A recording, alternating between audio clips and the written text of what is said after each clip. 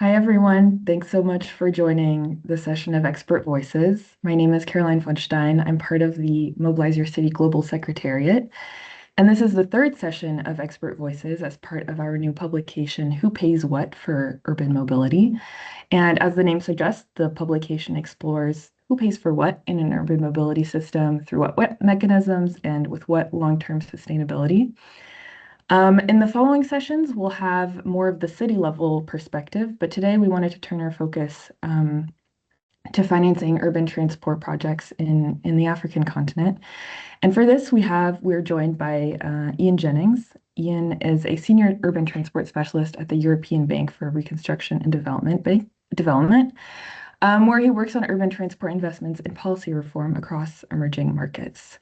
He's contributed to projects focusing on bus system reform, electrification, and institutional strengthening, combining his technical, financial, and policy expertise to improve project design and delivery. He has, over the years, also contributed to policy papers within the Mobilize Your City partnership. Ian, thanks so much for being here. Thank you, Caroline. Nice to meet everyone online. So we have 30 minutes for the session. So let's jump maybe into the basics to start with. As an urban transport specialist at EBRD, what exactly does this role mean? How do you contribute to the work of EBRD in the sector? Okay, thank you. So I'm sitting in London at the EBRD headquarters.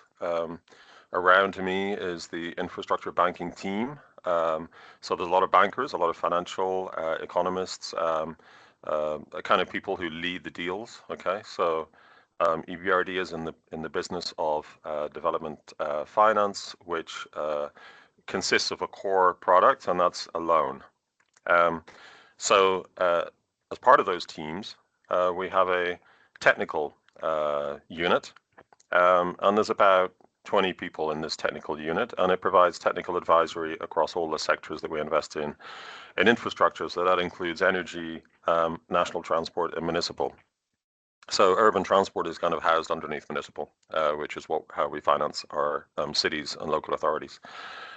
So my job is to support the banking teams, essentially the financial part of the business, to develop projects from the technical side, take them through the identification of projects, see how they fit into the sector requirements, take them through due diligence, and recommend and assess policy building and capacity building assignments, which are complementary to those. You mentioned loans. So the publication asks who pays what. So what do the loans pay for, and how do the loans fit in with other funding and financing streams for urban mobility systems? Yeah, so I think this comes to the crux of the conversation. So first off, congratulations on releasing this new publication, Who Pays What in Urban Transport. It's a fundamental question, and it's great that you're tackling it head on. So well done for that. I know it's based on a previous publication also, so there's lots of good material in there. So certainly it connects with what we do. So if you look at the question of funding and financing, this comes up in almost every conversation. There's even a lot of misunderstanding of what this is. So it's important to clarify it. Financing is what a bank does. It's a business. We give out money and we get paid back. That's what financing is. If you buy a house, you will find lots of people to finance your house, right? That's what financing is. It's a commercial business. Funding is what underpins the who pays for what you're providing. So funding sources can be anything from the user through tickets, can be grants that we get from the donor community that supports what we do. It can be taxes, of course, levies, contributions from different sources on the public side. We work with with a donor community around our work, so that makes us a development bank. So without grants, without additional funding, we would be a commercial bank. So what makes us a development bank is that we put these things together, we blend them, and we make them into, let's say, products for the client, which are more attractive, more meaningful, and which address bigger issues. Because why are people putting in grants is because it's addressing environmental issues, social issues, climate change issues, etc. So it's that sort of interface between the funders and what their interests are, and the client and their let's say objectives to improve a system based on their own funding of tax and user payments. So that's what makes development banking so interesting. Is this it's this interface between those two uh, parts of the business, if you like. Mm. Yeah.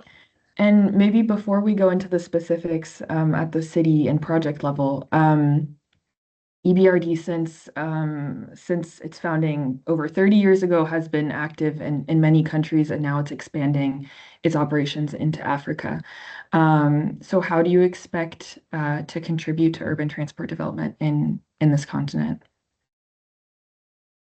So yeah, first off, a little reminder. Some people in the community won't be so familiar with EBRD. So we are a regional funding bank. We work in countries that have signed up to the bank and have become members of the bank. Every country that we lend to is a shareholder. So this takes time. We were initially established in 1991. So on the landscape of international funding institutions, we are like middle of that, younger to middle, right? And we were established to as a result of the breakdown of the Soviet Union. So that was what established us at the start. But that establishes our fundamental principles, which we're about market economies, we're about well-functioning that market-based systems. That's not to say we don't finance public lending. We definitely do. We do a lot of that. But the articulation or the presentation of that to the board will be around how this contributes to market-based economies. So overall, we finance about 70% private. It's huge. But in urban transport, I would say it's about 95% public. So it very much depends on the sector. So in Africa, we have been very active since 2012 in North Africa, so Egypt, Morocco, Tunisia. We've done a lot of projects there, especially large projects, metro projects in Egypt, but also bus projects, trains, EV charging, etc.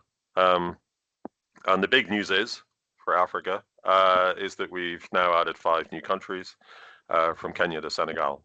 So also including Benin, Cote d'Ivoire, and Nigeria. So these are exciting new markets for us. We're very keen to engage, and we're already active on the ground in all the countries we invest in. We have a regional office, we call it resident office, which is the primary point of contact for any clients who want to work with us. So the business gets obviously supported by head office. So I will be aware of things generally through the resident office. So how can we be, what is our place on this market? How can we help clients looking for funding? I think it's going to come in different forms. We have obviously, that there's some high capex investment programs happening in large capital cities like Lagos, like Abidjan, like Dakar. Obviously we can function as a co-lender in these and come alongside AFD, AFDB, EIB, especially that we're quite used to this. We've done it elsewhere at several places. So that's obviously one way that we participate, because each funding institution, if you like, has certain headrooms and volumes they can that they can absorb. So these larger projects work best with several banks involved. The second one is we're very good at operational assets. So I think that's probably our sort of strength, is that we can work at local level and support companies, local authorities on improving, renovating, expanding their assets. So it could be bus fleets, it could be streets, roads, metros, whatever they need to function as a city, and that's often the bus transport or the minibus transport that we'll get onto. So we're pretty good at that. And as I mentioned, we're very good at sub-sovereign and private. We're also looking at multi-city programs and how to support national government entities to spread out beneficiaries, so not just focusing on capital cities. And we have a flagship program called the Green Cities program, which often articulates how we support municipal finance in cities through, let's say, cross-sector policy support. Thank you. Thank you also for placing EBRD within the ecosystem of financing institutions. I don't think that's always self-evident, as you mentioned. So say a city in one of the countries that you're operating in proposes an urban transport investment. How do you assess it? I mean, this is the heart of what you do, right? So what does that process look like? Yeah, first off, we need a client who's committed, and who has a sort of, as much as possible, a clear statement, vision, presentation of why they want to do an investment and who the beneficiaries are. It sounds easy, right? But these things come in different forms. You can have plans, you can have political mandates, you can have different ways of expressing a clear objective. Then behind that, it comes a bit technical. It's about, okay, how is the investment? What's it going to support, and how is it being prepared, right? What studies, etc. So again, these come at different levels. We don't have to come in when projects are like, oven ready, as we would say, and just, oh, here you go, just finance it. We often come in when it's, let's say, an ambition to replace bus fleets or to improve them, and we would come in and assess that and see what the best type of technology, looking at the whole system, so looking at the IT systems, the ticketing, etc. So what's the best fit, and making sure that we don't leave a lot of gaps on the table. So if we come and finance a bus fleet, we're not forgetting about ticketing, we're not forgetting about the user, we're not just focusing on replacing with electric. I mean, that's great, but then the user doesn't get much, they get a nice new bus, but they don't notice too much if it's electric or diesel. So what they want in the end of the day is a service that makes sense to them. So it's about just walking through that and seeing, how mature that is and how we complement and get the project to a point that we can finance. So I would suggest there are two types of investments, and this comes up a lot. One is something I call strategic, right? In strategic investments, you're changing the system somehow. You're saying, okay, let's put in a new infrastructure, which is going to put in a new, dedicated bus route, BRT, or a new metro, or maybe changing the urban spaces in places, right? These are things which are more permanent and structural and kind of change the system. So I call those strategic. So there you need to have more plans. You need to have more, because there's impacts.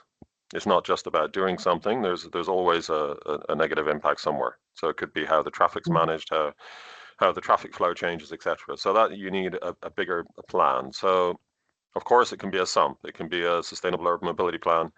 It can be a network plan. It can be different things depending on project. But you need something more strategic. But a lot of what we finance is, I would call, operational investments.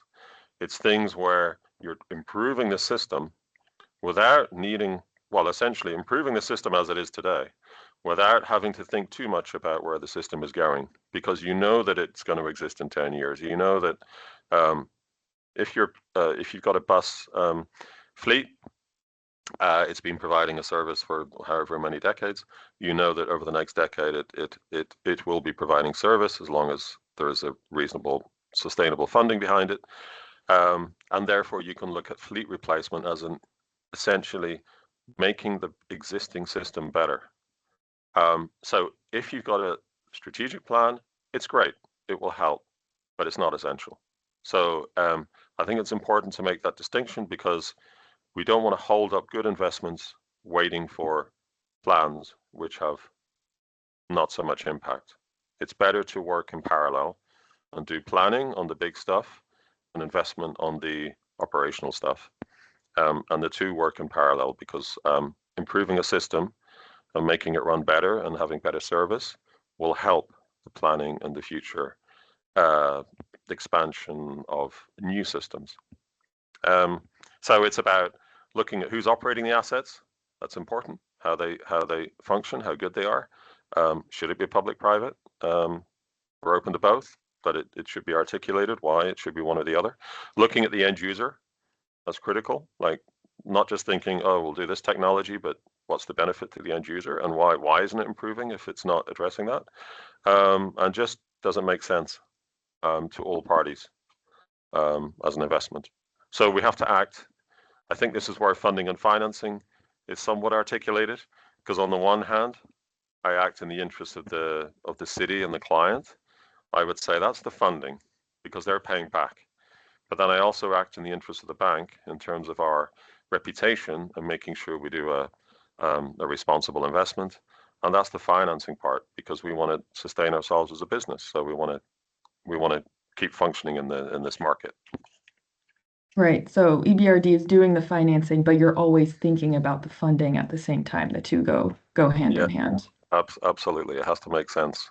And we have to act in the interest of the client because we have a different view into the market, into opportunities. And it's the combination of those from both the client and obviously the objectives and local needs and constraints with the opportunities, and that's what creates the let's say the value behind the project. Yeah. And now that you're working in these 5 new countries you mentioned in sub-Saharan Africa, what observations do you make about urban transport in those countries, and how does this affect the funding solutions that you might offer? So as EBRD, we're quite new in the game. Just since last year, as I mentioned, at least in the 5 new countries, outside of North Africa. As myself, I have more experience in Africa from before. I was a transport consultant, worked in East and West Africa, including African Union and things like that. So, I mean, it's an interesting observation to sort of come through the EBRD because we have, as I mentioned, we work, or let's say the core of our countries are ex-Soviet Union. So they started off with a very organized system. And then what we've seen since the breakdown of the Soviet Union is that's kind of broken up and the funding has gone back to funding. So the system broke up and it also went private. But then we also had another thing that happened is the growth in car ownership was enormous. So you had a system which was under huge pressure, like public transport. It couldn't sustain itself and it basically, to many extents, it fell apart. And it provided it's now sort of providing a system which is closer to what we see in Africa now, which is the 70-80% provided by the paratransit, the minibus called marshrutkas in that market. And then so we see this sort of combination between the formal transport and the informal. This has varying degrees based on the politics essentially. If you have strong politics, it tends to formalize because you have let's say, strong regulation and a strong sense of funding behind the system. So I've seen cities where, in Moldova, for example, where they had paratransit and minibuses running around the city, and then they didn't. And I was like, how did you do that? And they said it was simple. We just funded the system properly and ran a good service. And then there was no market left for the minibuses. Interesting. It might not work everywhere. So you get this sort of balance between the politics and the economic situation. So I kind of think it's elaborated well in the funding and financing, in the who pays what paper. But it's essentially what funds have you got available, what's your capacity, and what are the pressures on the system. And that's going to determine sort of what the equilibrium is today. So that's probably, largely private because it's highly responsive, it's efficient, it fills minibuses, it runs them around efficiently. And so that's your kind of equilibrium. but there's two things which can shift that, and while there's two things which affect it, what that creates the market structure, but then behind that you have the political will to change something, and these pressures on the system, which in themselves become need to move the system to something different. So that's kind of where you get the congestion and the economic, the environmental pollution and things like that. So when you get larger cities and they say, right, the current system ain't working, we have to structure something better, then that's what we see in Lagos and Abidjan and Dakar, where they want to improve something. It's a tough job to move it to something else, but that's what we're in this business for. And I think the one of the things that's needed is a broad consensus and strength behind an objective. So, which is from political to financial to getting people together to say, well, there's a broad consensus that we want to achieve something, because it's not going to be an easy ride. Obviously, you need good planning and policy to make it coherent. And then you need to make sure that the, let's say, the complementary system, the paratransit, which exists today and will exist tomorrow, that is what's the word? Consistent with that system, right? So it moves to another position in that system, so it feeds into the system, etc. There has to be something for everyone, or at least where there isn't, you have to know how to address that. So I think that's what we see happening. Having said that, the paratransit system is highly effective in many places, and let's just not focus on capital cities. Let's look at all the other cities.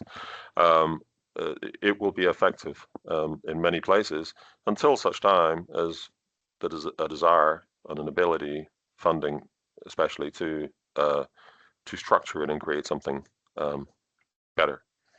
Mm.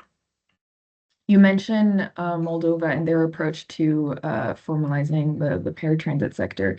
What other lessons can you take from regions that you've worked with that could be relevant for African cities? I mean, there's a couple I can think of that we've put a bit of time into.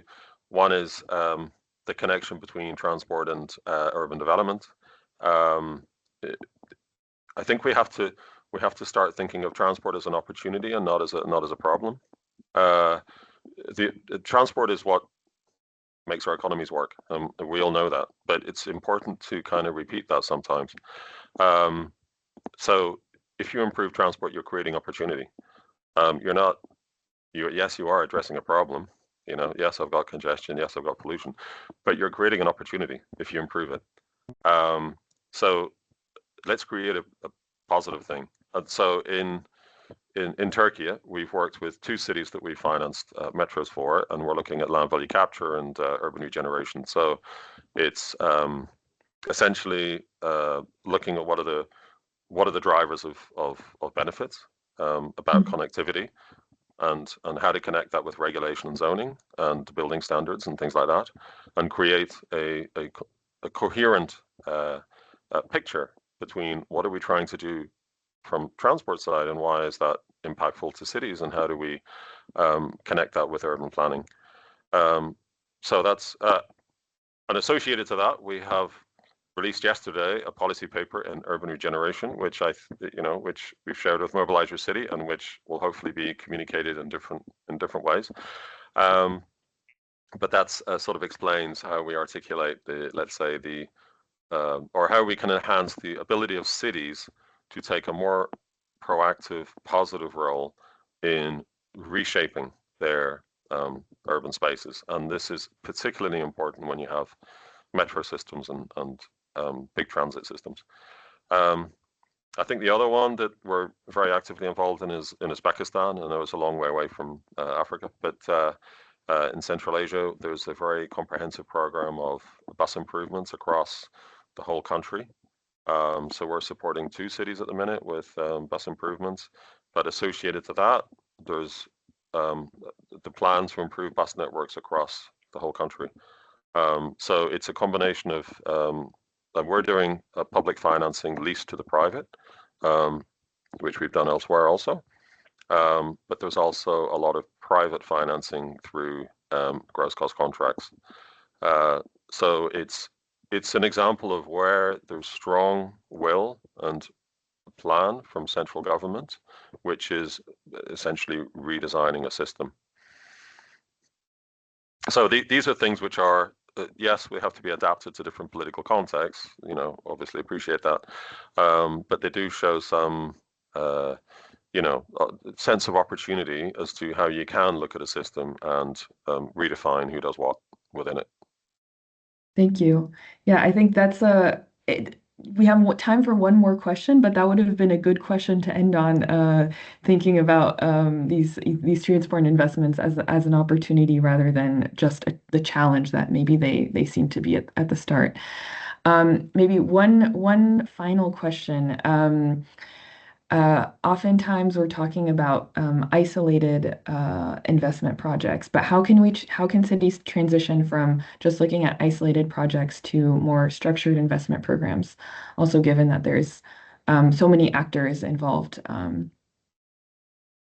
Okay. I mean, the first thing is you're never at the starting point of anything. There's always a background and a history to things. So it might look isolated, but it's always within context. I think, I mean, look, the way we work is let's work on initial investment. So it could be an isolated project, and then let's look at the bigger plan behind that, right? So we can support the bigger plan if there's an initial investment. So you got to start somewhere and say, well, let's start here and then build into a bigger plan. Having said that, like I said, you never come at the day one of any situation. So there's usually some kind of plan around. So it depends on where we are in the process, but I would say transition. We've also got a policy paper, by the way, on bus reform, so you can also look at that one. It was the last one we did 3 years ago. Doesn't happen every day. I would say step by step is really important. You can see big ambitious plans, that's great, but it's got to mean something every step of the way. It's got to mean something for everyone involved, for the minibus sector, for the users, for the city, for us, etc. It's got to mean something. So you've got to go ahead in coherent packages, right? In other words, you've got to have a bit of a carrot and stick. So the carrot is doing things better, and the stick is a bit of enforcement, or let's say what you can do less. And the two have to sort of work in parallel. And these things are not perfect games. There's no like ideal thing, but you need to have a clear sense of where you're getting step by step, so that you can communicate that, because it's really important to keep the people, the population on board with what you're trying to do, and to recognize that it doesn't always go perfect. Things get delayed or whatever. So you have to be able to manage that. We do help clients with communication strategies, for example. That has happened in Tbilisi. That's been really interesting in Georgia. Supporting how they communicate to public, because they had a transport authority, but that was one of the things that they really struggled with was, well, how do we deal with all these complaints? So there's lots of things, as you go. You've got to focus on the user and getting the basics right, just making services reliable. And as I mentioned, mixing structural and operational investments. So yeah, come and talk to us as soon as you have something. Early stage is great. We love to get involved. Yeah, I look forward to visiting more of our new countries of operation. Thank you, Ian. Well, I think we're finishing right on the dot. Thank you so much, Ian, for joining today. We would encourage everyone watching, listening to also check out the policy papers that Ian mentioned on urban regeneration, bus reform, and also join the upcoming expert voices. In the coming weeks, we have more interesting conversations to come. So thank you again. Thank you everyone for joining, and I hope you all have a great week. Thank you. Bye.